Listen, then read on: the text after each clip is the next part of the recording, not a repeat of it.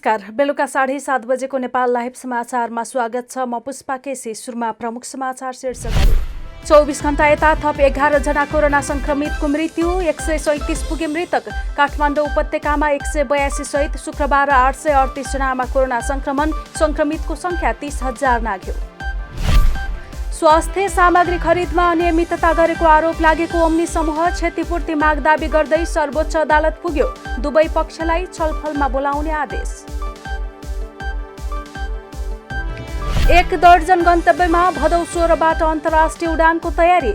एक गन्तव्यमा दिनमा 1 उडान मात्र, कम्तीमा 7 दिन होटल बस्ने गरी उतैबाट होटल बुक गर्नुपर्ने। नयाँ प्रशिक्षकसँग बार्सिलोनामा भविष्य नदेखेको लियोनल मेस्सीको भनाई। क्लब छाड्न चाहेको विषय थप चर्चामा, आफूले मेस्सीलाई केन्द्रमा राखेर नयाँ योजना बनाएको प्रशिक्षक कोम्यानको तर्क। र विष दिएको आशंका गरिएका रुसी विपक्षी नेता अलेक्सी नभाल्नी कोमामा। उपचारमा सबै खालको सहयोग गर्न तयार रहेको जर्मनीको भनाई। एयर एम्बुलेन्स तयार।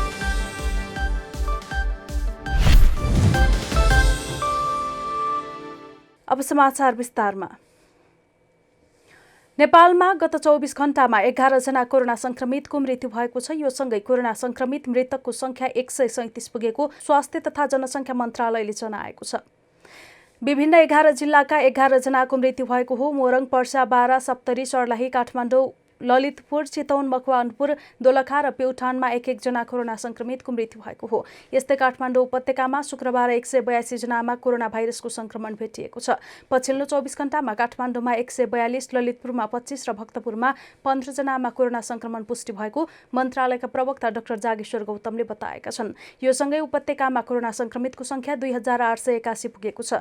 काठमाडौँमा 2294, ललितपुरमा 393 र भक्तपुरमा 194 संक्रमित पुगेका छन्। यसैगरी शुक्रबार थप 838 जनामा कोरोना भाइरसको संक्रमण देखिएको छ। यो सहित कोरोना संक्रमित हुनेको संख्या 30,483 पुगेको छ।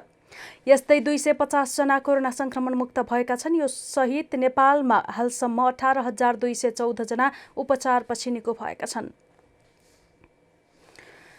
संसदको कानून, न्याय तथा मानवाधिकार समितिले कोरोना भाइरसको रोकथाम तथा नियन्त्रणका लागि सरकारी क्रियाशीलता अझ बढाउन निर्देशन दिएको छ।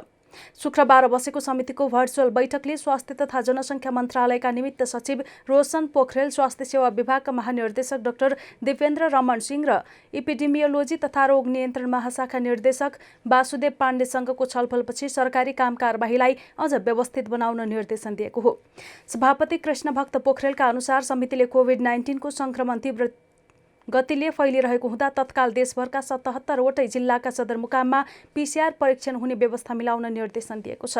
समितिले बिरामीको संख्या व्यापक रूपमा बढिरहेकाले तत्कालै 10,000 संख्यामा भेन्टिलेटर र आइसियुको व्यवस्था गर्न, त्यस्ता उपकरण सातै प्रदेशमा सन्तुलित र समानुपातिक ढङ्गले वितरण गर्नुपर्ने सुझाव दिएको छ। बैठकले भेन्टिलेटर र आइसियुको सञ्चालन गर्न सक्ने दक्ष जनशक्ति आवश्यकताका आधारमा नियुक्त गरेर काम अघि बढाउन पनि भनेको छ। स्वास्थ्य तथा जनसङ्ख्या मन्त्रालयले कोरोना भाइरसको 1 जना पोजिटिभ पत्ता लगाउन 1,04,000 खर्च हुने गरेको जनाएको छ।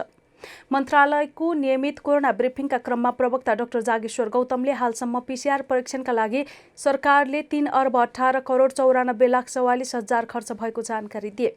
उनका अनुसार हालसम्म 5,79,879 जनाको PCR परीक्षण भएको छ। परीक्षण भएका मध्ये 30,483 जनामा कोरोना पोजिटिभ देखिएको छ। सरकारले PCR परीक्षणका लागि गरेको खर्च र पोजिटिभ भेटिएको केसलाई हेर्दा 1 जना पोजिटिभ भेटाउन सरकारले ल्याबमा मात्र 1,04,630 रुपैयाँ खर्च गरिरहेको छ। प्रवक्ता डाक्टर गौतमले भने 1 जनाको परीक्षणका लागि सरकारले 5,500 रुपैयाँ खर्च गर्दै आइरहेको छ। डाक्टर गौतमका अनुसार संक्रमितलाई आइसियुमा उपचार गर्नु परेमा 30 दिनमा 4,50,000 खर्च हुने गरेको छ। स्वास्थ्य सामग्री खरिदमा सेटिङ गरी अनियमितता गरेको आरोप लागेको ओम्नी समूहले क्षतिपूर्ति माग दाबी गर्दै सर्वोच्च अदालतमा रिट निवेदन दायर गरेको खुलेको छ। ओम्नी समूह अन्तर्गतको ओबिसिआई प्राइभेट लिमिटेडका तर्फबाट अमिर लामिछानेले सर्वोच्चमा भदौ 2 गते रिट दायर गरेका हुन्। सो रिटमाथि सुनुवाई गर्दै बिहिबार न्यायाधीश हरिकृष्ण कार्कीको इजलासले दुवै पक्षलाई छलफलमा बोलाउने आदेश गरेपछि ओम्नीले सरकारसँग क्षतिपूर्ति माग गरेको विषय सार्वजनिक भएको हो। ओम्नीले दायर गरेको रिट निवेदनमा पहिलो सुनुवाई गर्दै सर्वोच्चले अन्तरिम आदेश भने जारी गरेको छैन। करार अन्त्य भइसकेको र मध्यस्थता नियुक्तिको प्रक्रिया चलिरहेको जानकारी गराएकाले अन्तरिम आदेश जारी गर्न नपरेको सर्वोच्चको आदेशमा उल्लेख छ। ओम्नीले दायर गरेको रिटमा कालो सूचीमा राख्न सरकारले गरेको निर्णय गैरकानुनी भएकाले तत्काल रोक्न अन्तरिम आदेश जारी गर्न माग गरिएको छ। त्यस्तै ब्याङ्कमा जमानतका लागि राखिएको पैसा असुल गर्ने सरकारको निर्णय पनि कानुनसम्मत नभएकाले उक्त कार्य रोक्न आदेश हुनुपर्ने जिकिर गरिएको छ। त्यस्तै स्वास्थ्य सामग्री खरिद सम्झौता तोड्ने लगायतका कार्य सरकारका तर्फबाट भएकाले त्यसको क्षतिपूर्ति कम्पनीले पाउनुपर्ने दाबी रिटमा गरिएको छ।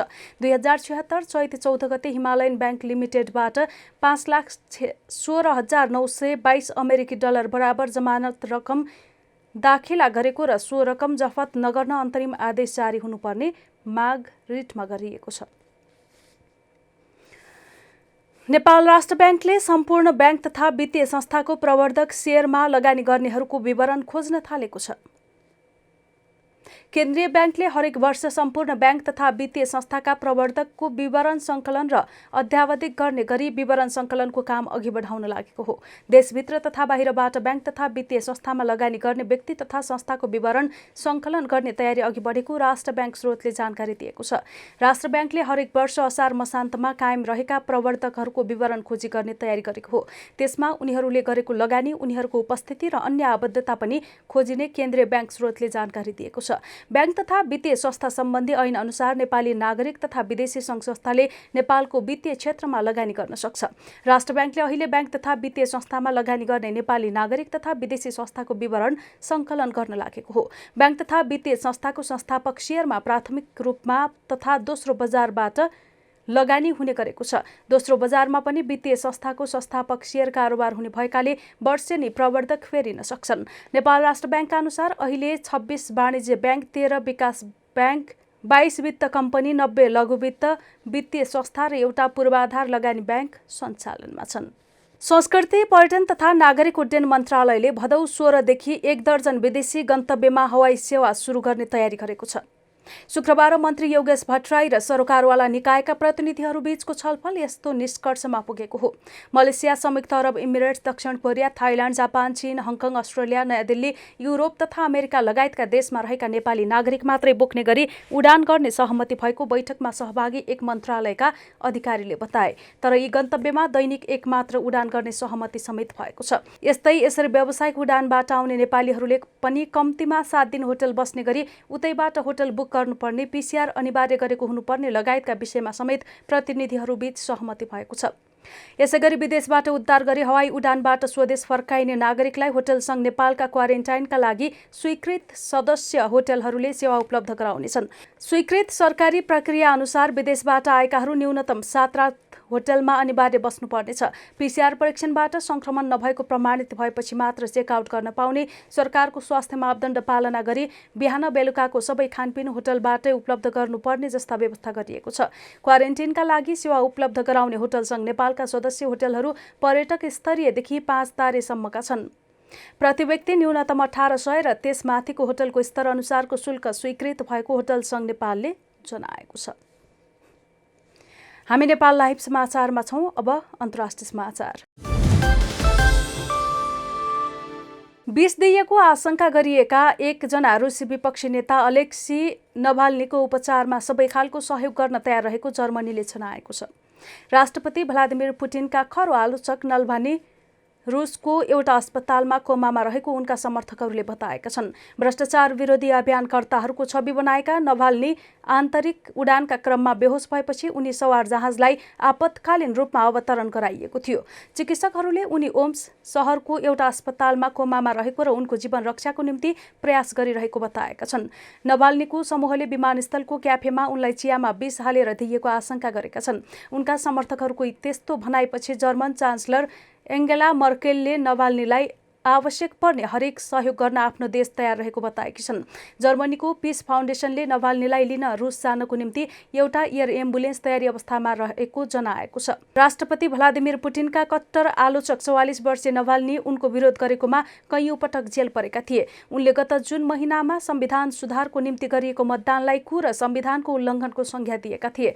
राष्ट्रपति पुटिनका प्रवक्ताले उनको शीघ्र स्वास्थ्य लाभको कामना गर्दै उनलाई विदेश लग्न दिन तयार रहेको बताएका छन्, तर त्यसको निम्ति केही परीक्षणको परिणाम खोर्नुपर्ने उनको भनाइ छ। नेपाल लाइभ समाचारमा अब खेल समाचार।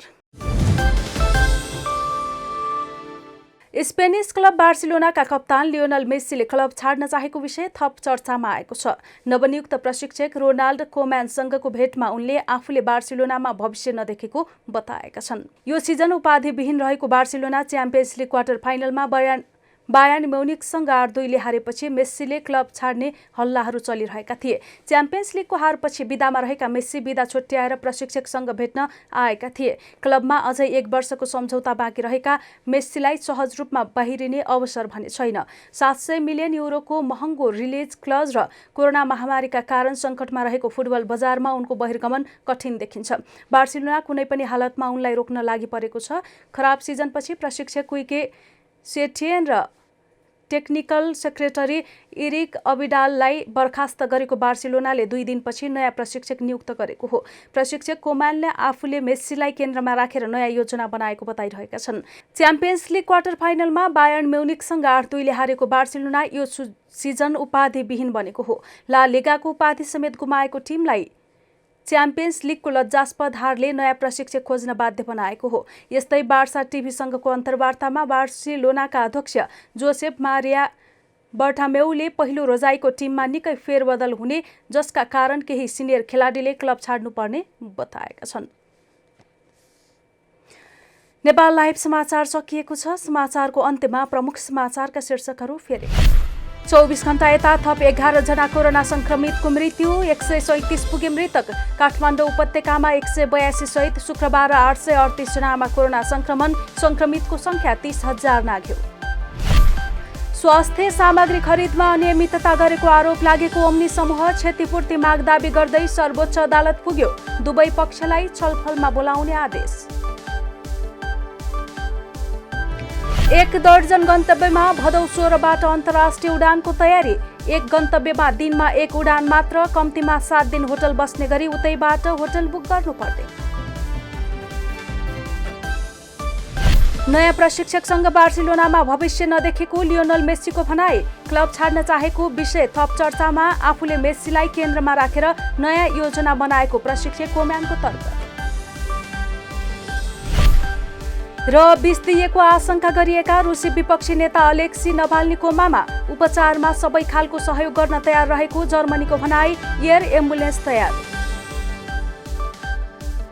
नेपाल लाइभ समाचार आज यति नै। हाम्रा सबै कार्यक्रम युट्युब, फेसबुक, ट्विटर र हाम्रो वेबसाइट नेपाललाइभ.com मा पढ्न र हेर्न सक्नुहुनेछ। नमस्कार।